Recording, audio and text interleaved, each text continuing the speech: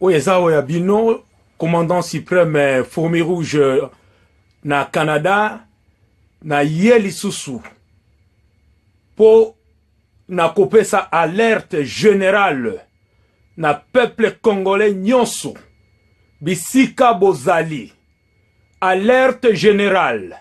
Alerte générale. Alerte générale. Pour la population ya ville de Kinshasa. Pour la population ya ville de Kinshasa. Bakinois. Bakinois bofongola miso. Bakinois bofongola miso tango ekoki ba donné échangé.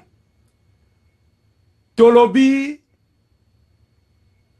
trop c'est trop, assez c'est assez. Le 19 avril Oyo, ezali vendredi.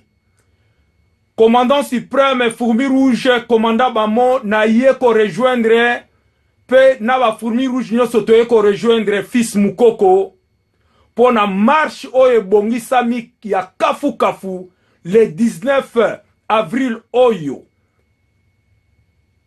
Peuple congolais, ba congolais bo telema, Oyezali première phase, appel ya fils Mukoko, biso ba Fourmi Rouge toye ko rejoindre, ba combattant, Oyo ba zali ba vrai patriote, ba combattant ya IDPS, toye ko rejoindre bango, to misali ba allié na bango po ensemble to bunda, bitumba oya phase finale, to silisa, na ba occupant, na ba rwandais, oyo ba zali na kati ya FCC, to ba FCC en général, oyo ba teki mboka, balingi ba teka lisusu mboka bien, balingi ba zonga lisusu na pouvoir pona, ba continuer massacre, ya ba Congolais parti oyo et si la quitté. Mais oya biso Mobundeli, héros nabiso Rossi Mukendi a déclaré qu'à l'obi le peuple gagne toujours. Le 19 à partir il y a 11h. Ba Congolais nyonso bozali bana chango matete bo o nyonso boyebi biso nyonso na échangeur ya limité boyebi pona kobanda marche wana tolobi marche pacifique oezali marche ya avertissement na ba membre ya FCC na ba Kabili pona ko arrêter kokanga bango minokoyo ba bandi ko fongola lisusu ndenge ba fongola ki pona ko se moquer na peuple congolais.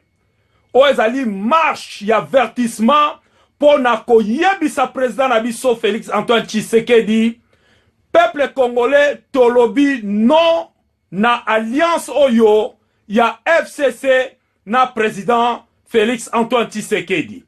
Biso peuple to yesiko pona kocha barrière tolobi fini makamba ba alliance wana esili biso peuple tozali ko remettre pouvoir total na président Félix Antoine Tshisekedi Tshilombo pona a réaliser projet na ya 100 jours pour a réaliser ba projet nyonso azali na yango pona Congo etelema tolobi boy Ozana Mbinza, ozali na Kitambo, Banangembo, ozana Bandal, ozana Ngiringiri.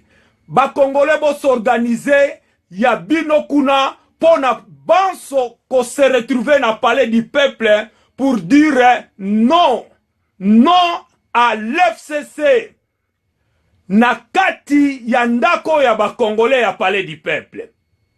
Oyo ezali message ya ba Fourmi Rouge otoye ko rejoindre ba patriote na biso ba combattant ya IDPS toye ko rejoindre appel ya fils Mukoko pona to telema biso nyoso to réaliser première phase oyo ya avertissement pona koyebisa FCC to lingi koyoka mungongo na bino te tolingi komona présence na bino te na kati ya palais du peuple, tolingi komona présence na bino te na ba institution nyonso ya République démocratique du Congo, po boye na maseki, tokosukisa bino na maseki, peuple congolais bo bongisa ba pune, peuple congolais bo bongisa o nyonso bokoki ko bongisa, po to corriger bato ya FCC oyo ba bomi plus de 12 millions de Congolais, balingi ba zonga lisusu na pouvoir, na touti Rwandais oyo ya Josephou Hippolyte Kanambe, Josephou Kabila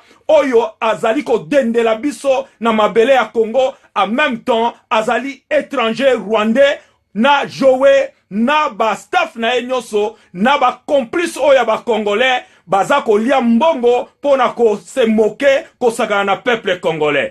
Tolobi boye le 19 Nangonga ya 11h, peuple congolais debout, et sika nyonso zali, biso nyonso na palais du peuple, pour na to kitisa message oyo, fini, alliance ya FCC na président Fachi, soki pe na banani na simawana, fini, plus question, ya présence ya FCC, na ba institution na biso, et surtout na kati ya palais du peuple, na niveau ya parlement, na niveau ya ba sénateur, tolobi NON. Ingeta, to vivre biso nyoso le 19, to la kisabango, première démonstration que le peuple congolais est debout et le peuple congolais vaincra toujours cet combat face à nos ennemis, à nos adversaires de FCC, les adversaires du peuple congolais. Ingeta, courage, fils Moukoko.